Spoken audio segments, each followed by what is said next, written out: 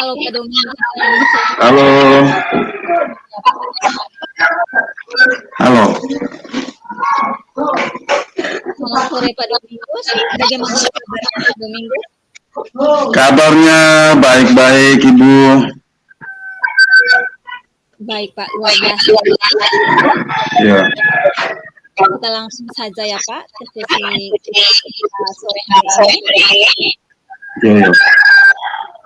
Sebelum kita mulai, bagaimana perasaan Pak Domingus menjelang sesi coaching hari ini? Apakah ada hal khusus yang Pak fokuskan? Baik Ibu, tentu hal yang pertama yang buat kita sedikit nervous atau sedikit terganggu, namun saya juga dilematis dengan kegiatan-kegiatan yang memang saya ada kegiatan. Saya banyak lupa untuk bagi informasi kepada Ibu bagaimana supaya kita saling kolaborasi, saling kerjasama untuk menentukan kita punya tugas ini. Pertama, bagaimana untuk berperan dalam membagi coaching ini. Itu terganggu sedikit. Ya. Apakah ada hal khusus yang ingin Pak Domingus diskusikan atau Pak fokuskan sore hari ini? Hal khusus untuk sore hari ini ya tentu kita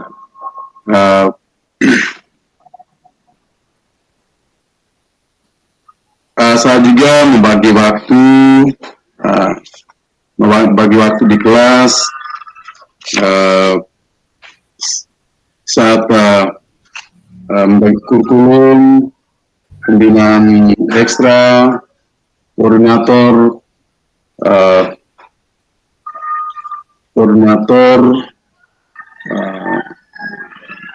struktur, apalagi pelajaran di luar kelas, jadi sedikit terganggu itu. Jadi saya sedikit terganggu. Oke, Pak.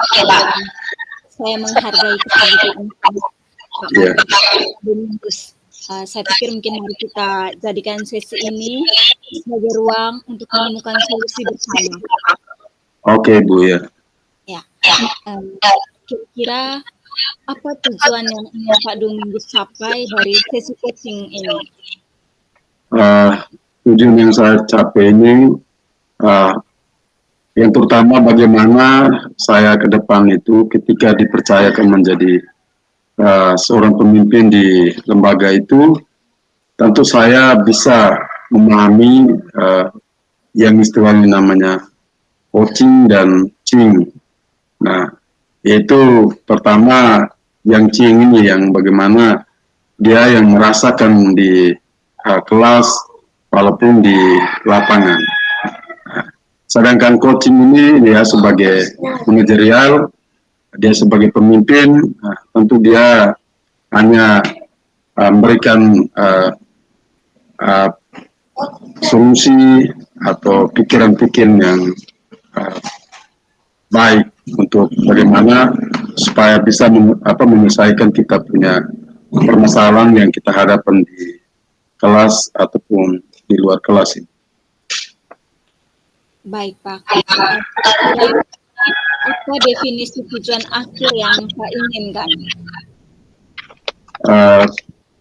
Definisi tujuan akhir yang saya inginkan itu, semoga dengan coaching ini membuka wawasan untuk saya bagaimana supaya menjadi pemimpin yang baik bila mana saya dipercayakan di salah satu lembaga, dan kalaupun tidak ini menjadi konsumsi untuk pribadi saya bila mana dalam mengambil keputusan di saat momen-momen pertemuan mungkin guru atau MGP, tentu saya bisa untuk meng-coaching atau menjadi coach dalam kegiatan itu. Baik. baik. Ukuran keberhasilan yang kita inginkan dari sisi coaching ini? Bagaimana Ibu? Apa ukuran keberhasilan yang Pak inginkan dari sisi coaching ini? Ukuran keberhasilan ini tentu dalam proses pembelajaran. Proses pembelajaran itu diukur dari tingkat kemampuan peserta didik, mungkin saja tentu lewat pemahaman yang atau materi atau RPT yang kita buat itu, bagaimana membuat siswa ini dia lebih memahami tentang kategori langkah-langkah angka 1 dan langkah 9 itu dalam berproses di kelas, Ibu. Baik, Domingus. Kira-kira apa yang membuat Pak Domingus merasa kesulitan dalam membagi waktu antara menyiapkan pembelajaran, menyiapkan materi pembelajaran di kelas, dengan tuntutan tambahan yang Domingus emban saat ini? Yang membuat saya sedikit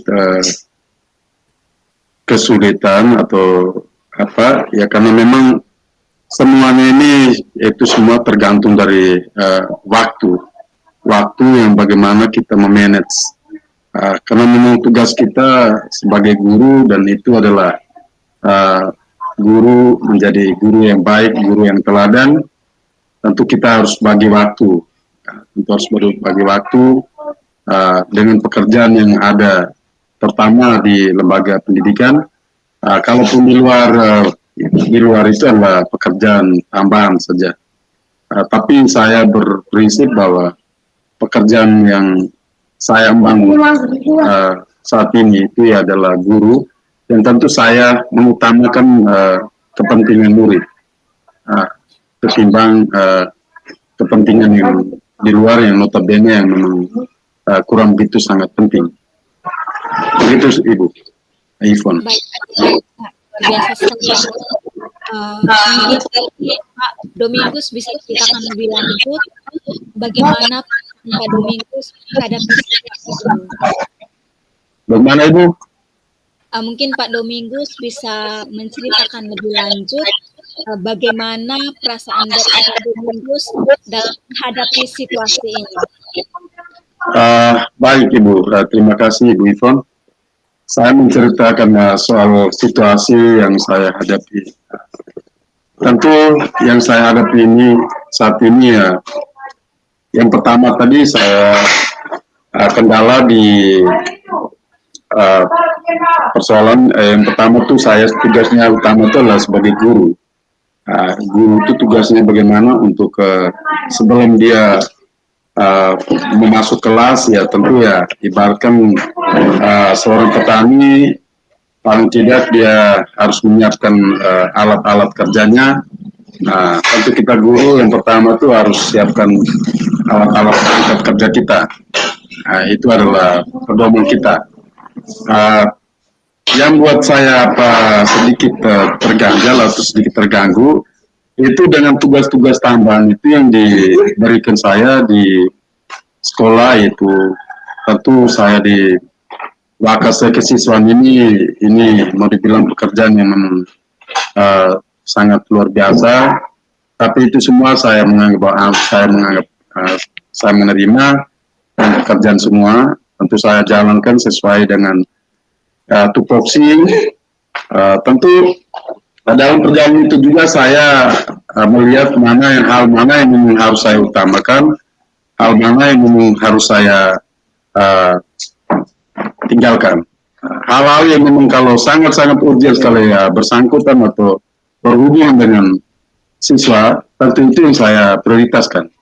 Tentu saya prioritaskan, dan itu memang kewajiban saya sebagai Wakase Kesiswaan. Tentu di Wakase Kesiswaan ini juga tentu kita bagi tupoksi juga. Hanya saja yang buat saya kendala, yaitu karena kami di kesiswaan itu hanya 2 orang saja, itu yang kerjanya hanya KAUR dengan Wakasepnya. Sedangkan staf-staf itu tidak ada. Nah, di situ yang buat saya menjadi sedikit terganggu dengan saya punya proses pembelajaran di kelas. Nah, kadang saya sedikit jujur, Ibu Ivon, saya katakan jujur, bahwa memang saya kadang juga sedikit terlambat untuk masuk kelas, karena dengan yang saya harus bagaimana berkonsentrasi dengan siswa-siswa yang bermasalah. Contoh yang terlambat, yang bolos, itu yang kerjaan berat kitanya di situ. Nah, ini buat saya itu mau dibilang tantang, tapi saya bilang tidak tantang. Tapi itu semua kembali ke kita punya pribadi. Kalau memang kita rasa bahwa kita belum bisa manage dengan baik, tentu kita bagaimana kita harus berkolaborasi dengan rekan-rekan sejawat kita yang memang mungkin mereka bisa membuka pikiran kita untuk kita berbagi-bagi pengalaman, bersharing dengan mereka, mungkin mereka ada solusi. Di situ yang mereka buat saya menjadi lebih dewasa, lebih matang lagi dalam menjalankan tugas-tugas yang tentu yang diembangkan atau yang dipercayakan kepada saya. Itu saja Ibu Ivon, saya kembalikan. Luar biasa. Kira-kira dalam membagi waktu sehingga semua kegiatan terus hari itu bisa terlaksana. Iya, baik Ibu Ivon, tentu waktu, memang semua itu tentu berpatok pada waktu. Dan kalau waktu ini kita sudah memanage dengan baik, tentu segala sesuatu yang kita inginkan, yang kita niat, itu pasti akan terjawab. Nah, tapi kalau kita menganggap bahwa pekerjaan ini kalau kita tidak atur dengan waktu dengan baik, pasti ada pekerjaan yang tertinggal. Tertinggal karena apa? Karena kita menganggap remeh. Nah, disitulah kita menganggap remeh itu, akhirnya pekerjaan itu menjadi tunggang langgang. Tapi kalau kita memanage waktu dengan baik, tentu segala pekerjaan atau tugas yang dipercayakan kepada kita itu tentu pasti kita akan berjalan yang baik, sesuai dengan apa yang kita harapkan. Pertama, kita bagaimana berhadapan dengan siswa. Itu berhadapan dengan siswa itu yang memang waktu kalau kita tidak atur dengan baik pasti sedikit masalah, karena kalau kita lepas saja begitu tidak berproses, pasti siswa ini juga sangat senang, apalagi mereka semuanya mau happy saja. Baik sudah kalau guru tidak masuk, sudahlah. Yang penting kami aman, yang penting kami bisa bermain, bisa bergerak. Tapi itu juga ruginya tentu kita sebagai guru jangan berpikir bahwa kita tidak rugi materi ini akan terlambat karena kita sudah molor. Nah, apalagi waktu kita tidak manage dengan baik, kita tidak atur dengan baik, pasti itu akan merugikan. Nah, benar, yang merugikan siapa? Yang merugikan itu siswa. Jadi sebenarnya harus kita selesaikan, tapi kita hanya molor. Artinya kita sudah kita diam kerja atau kita aminkan kerja. Tapi saya memang selama ini dengan kegiatan-kegiatan ini, terutama kita sebagai guru penggerak ini juga syukur karena sudah membuka pikiran bagaimana pikiran-pikiran kita untuk lebih dewasa lagi dan berpikir kita bagaimana supaya pendidik ini lebih berpihak kepada peserta didik. Baik itu Bu Ivon, saya kembalikan. Luar biasa sekali ya Pak Domingus. Kira-kira ada prioritas yang Pak miliki dalam rencana aksi nantinya? Ya. Kira-kira ada prioritas yang Pak Domingus miliki dalam rencana aksi? Bagaimana itu kurang jelasin? Kira-kira apa prioritas yang Pak Domingus miliki dalam rencana aksi nantinya?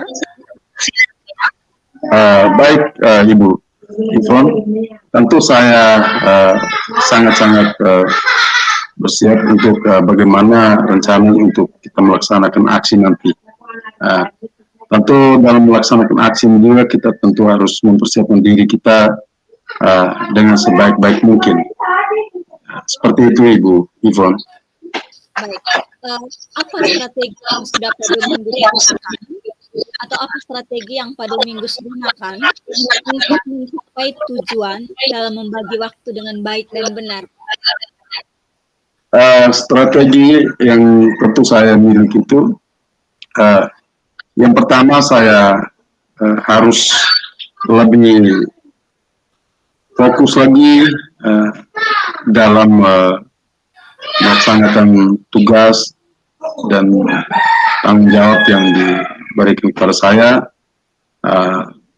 Yang terutama itu adalah bagaimana saya mengutamakan kepentingan murid dalam berproses dalam KBM di kelas nanti. Nah, itu yang memang saya harus memanage waktu lebih baik lagi ke depannya. Karena kalaupun kita tidak manage waktu dengan baik, tentu yang merugikan itu adalah murid. Dan kita juga untuk pribadi kita juga tidak menjadi lebih dewasa lagi.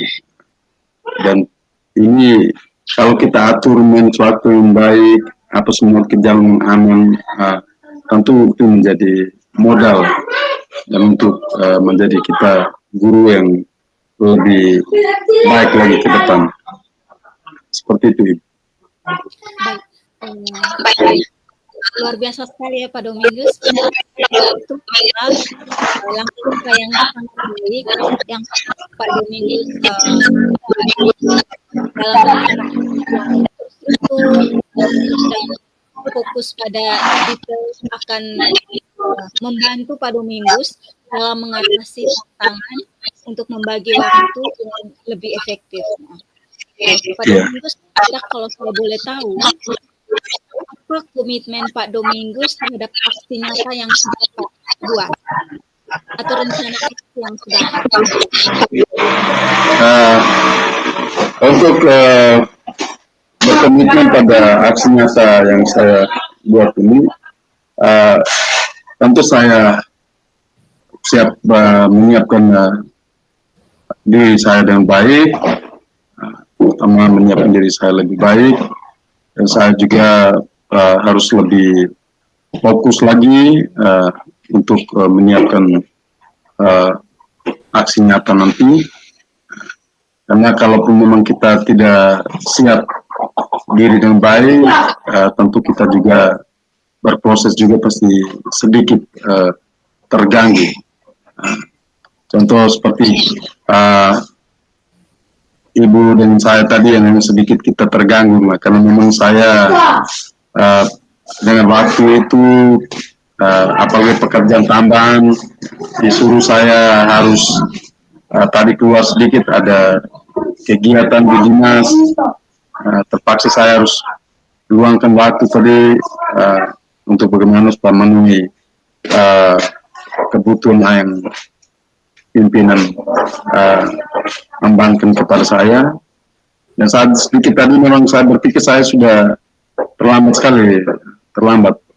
Syukur saya tidak terlambat, masuk dari juga pas-pas. Saya juga sudah beban dengan Ibu, saya bilang ini tiba-tiba saya harus pakai ini yang kemarin kami berpikir kami harus berkolaborasi dengan komitmen yang kami sudah bangun, tapi itu semua saya yakin dan percaya kalaupun kita menjalankan sesuai dengan kemampuan kita masing-masing, saya rasa bahwa kita bisa ini.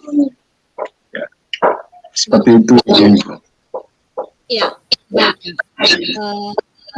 Pak Domingus, siapa dan apa yang dapat membantu Pak Domingus dalam menjaga komitmen Pak Domingus?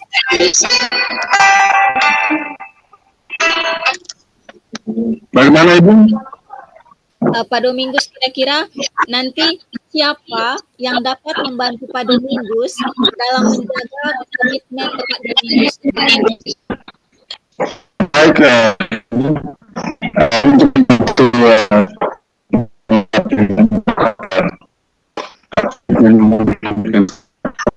yang pertama adalah rekan guru jabat, itu kami guru calon CGP kami dari 6 orang itu, tentu kami berkolaborasi, saling tukar pikiran, tentu kami saling melengkapi di antara kami. Karena syukur di antara kami ini di sekolah kami 6 orang memang dari kami, artinya di antara kami ada yang kekurangan, ada yang keliruan atau apa, dengan kelompok anggota CGP kami orang ini kami duduk dan kami diskusikan dan kami tentu menyelesaikan dan menemukan solusinya. Seperti itu. Dan juga mungkin saja dengan rekan-rekan yang sama-sama calon CGP ini, kalaupun memang kita ingin supaya mau saling berkolaborasi, terutama mungkin soal kita punya kekurangan dan kelemahan kita, mungkin soal dalam berproses mungkin menyusun rangka pembelajaran, tentu kita harus saling berbagi. Di saat itulah supaya bisa menemukan solusinya. Saya kembalikan Ibu. Mantap sekali Pak Domingus. Bagaimana dengan tindak lanjut kegiatan coaching kita ini, Pak?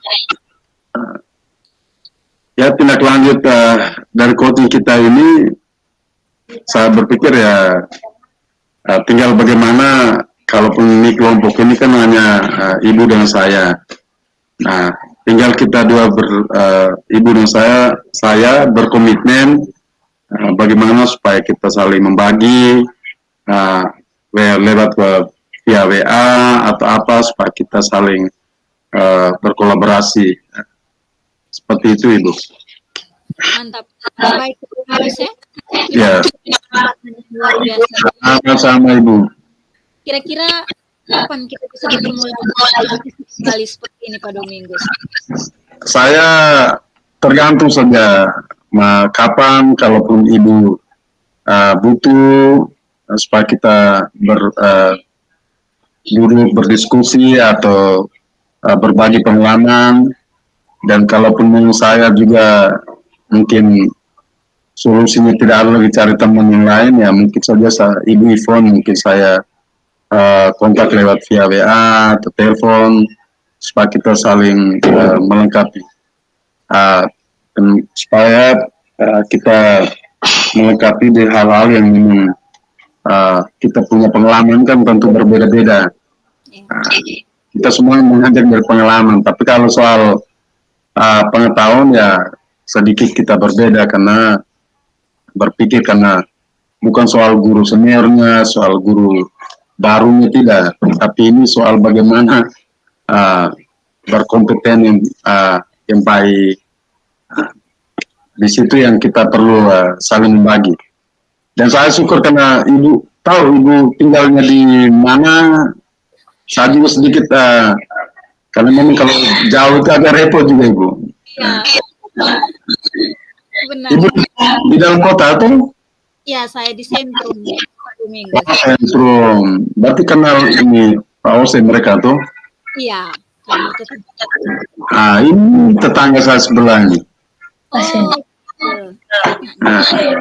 luar biasa ya. Ya, semoga saja kalaupun ini seperti yang tadi, bagaimana kita berkolaborasi bersama supaya mencapai tujuan apa yang kita inginkan dengan baik. Itu Ibu. Oke. Nanti Pak Domingus lewat WA ataupun nanti saya juga Pak Domingus lewat WA, kita ngobrol lebih lanjut terkait kegiatan kita pada saat ke depannya nantinya. Terima kasih banyak atas sama. Oke.